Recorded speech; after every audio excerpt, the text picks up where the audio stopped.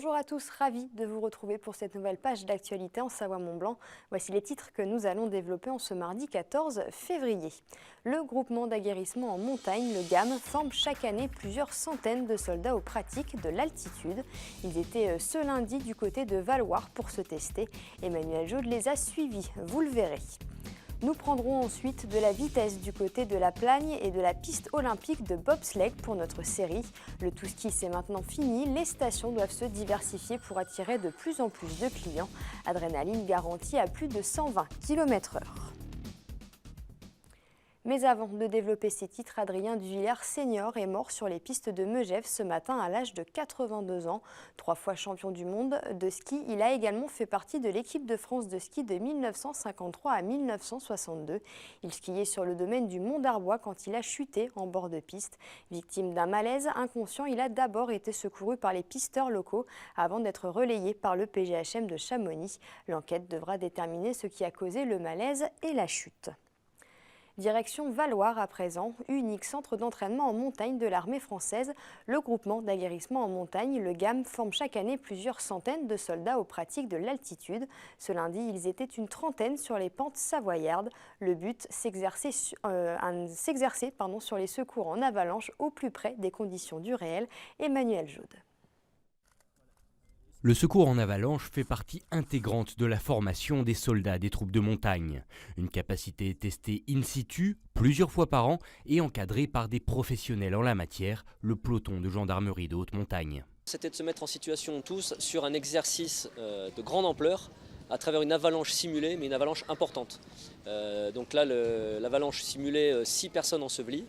Et on était complètement extérieur, c'est-à-dire que là on est vraiment dans la situation la pire, entre guillemets, où il y a un accident important, où aucun secouriste n'est présent sur zone. Et donc via le déclenchement d'un message d'alerte au PGHM, toute la chaîne des acteurs professionnels de la montagne est déclenchée pour aller au plus vite sur les lieux de l'accident. Voilà globalement la situation aujourd'hui. Travailler vite et bien a beau être nécessaire, la réelle plus-value, c'est bien la coordination entre les différents intervenants amenés à collaborer sur le site du sinistre. Le but est atteint, en fait, ce qu'on voulait voir, c'est de quelle manière on allait pouvoir travailler ensemble sans vraiment se connaître, et si effectivement tous les moyens dont on a besoin pouvaient arriver assez rapidement. Et donc le but est vraiment atteint. Je pense que dans l'avenir, on continuera à faire des exercices comme ceci avec le GAM, de manière à avoir une certaine habitude et on ne s'en privera pas.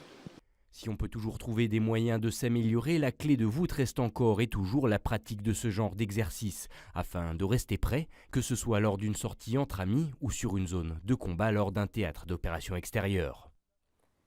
Fin décembre en Savoie, le nombre de demandeurs d'emploi dans la catégorie A s'élevait à 17 784. Sur l'ensemble de l'année 2016, le taux de chômage a diminué de 0,6%.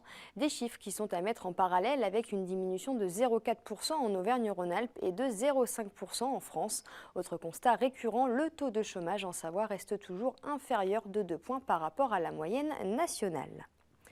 Début de notre série, cette semaine elle sera consacrée aux glisses alternatives.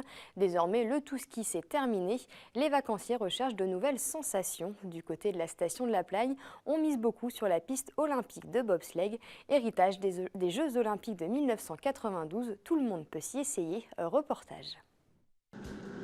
Loin des pistes de ski, voici celle de bobsleigh, frisson garanti. Cette Formule 1 des glaces, comme on la surnomme, permet d'atteindre les 120 km/h. Mais avant de faire la grande descente, il y a quelques règles à connaître. Port du casque obligatoire évidemment et être en bonne santé. Vous pouvez aller à l'extérieur, on va vous appeler. Ok ? Bonne descente. Voici le Bob Raft, engin auto-téléguidé. 4 personnes peuvent s'y installer. C'est parti pour 1 minute 40 de descente à 80 km/h, le tout sur 1,5 km et 19 virages.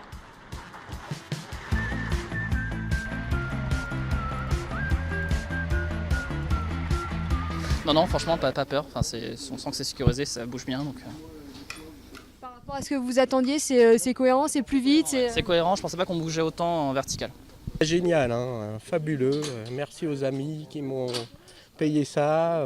Ça va super vite et on voit très très bien, donc c'est génial. Une expérience unique en France et qui attire chaque année de plus en plus de monde. On propose une activité d'après-ski qui est très recherché maintenant dans toutes les stations, qui nous envie beaucoup d'avoir une piste olympique à La Plagne. Et puis, effectivement, en cas de mauvais temps, en cas de jour blanc, de neige, de pluie, eh bien, on a une clientèle qui est un peu plus importante. Ouverte au public depuis 1992, la piste a besoin de beaucoup d'attention. Une association de 18 personnes gère son fonctionnement. Un coût important mais nécessaire. Le savoir-faire de La Plagne est d'ailleurs reconnu partout dans le monde. C'est un métier très particulier.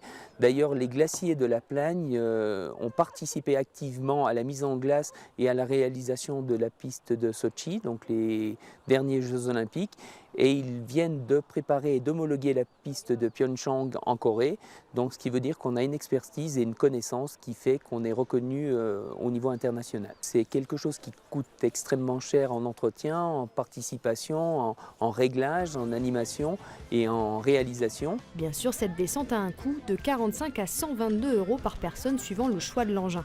Mais une expérience presque unique au monde, La Plagne fait partie des 11 pistes construites à travers le globe.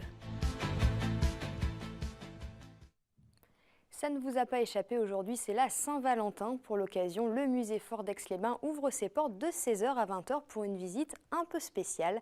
Les amoureux sont invités à se prendre en photo devant des œuvres romantiques d'Auguste Rodin et à les poster sur les réseaux sociaux.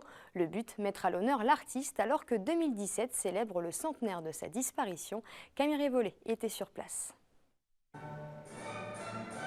Romantisme, baiser et pétales de rose, le musée Fort d'Aix-les-Bains est l'endroit idéal pour fêter la Saint-Valentin. Habituellement fermé le mardi, le lieu ouvre ses portes de 16h à 20h pour que les amoureux immortalisent un baiser devant l'œuvre d'Auguste Rodin, Roméo et Juliette. Le musée Fort propose ce soir une soirée Roméo et Juliette. Spéciale pour la Saint-Valentin. C'est la première fois qu'on propose cette opération. Pour cette soirée, on a la chance de proposer à nos visiteurs 3 très belles sculptures, donc 2 sculptures d'Auguste Rodin. Ici, donc Roméo et Juliette, juste derrière moi, et puis un petit peu plus loin, donc l'Éternel Printemps. Également une sculpture d'Auguste Rodin et une 3e sculpture de Daniel Favre qui expose actuellement ici au musée Fort. L'opération Saint-Valentin marque le début d'un hommage à l'artiste pour le centenaire de sa disparition.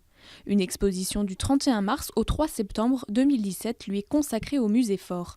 Le public pourra découvrir les œuvres d'Auguste Rodin avec 34 sculptures permanentes et 25 dessins et lithographies exposés pour l'occasion. C'est une très belle opération qui nous permet, nous en tout cas, de mettre en avant notre richesse, je dirais, rodinienne. C'est pratiquement une 60aine d'œuvres de Rodin, si vous voulez, qui fait largement la 2e collection française.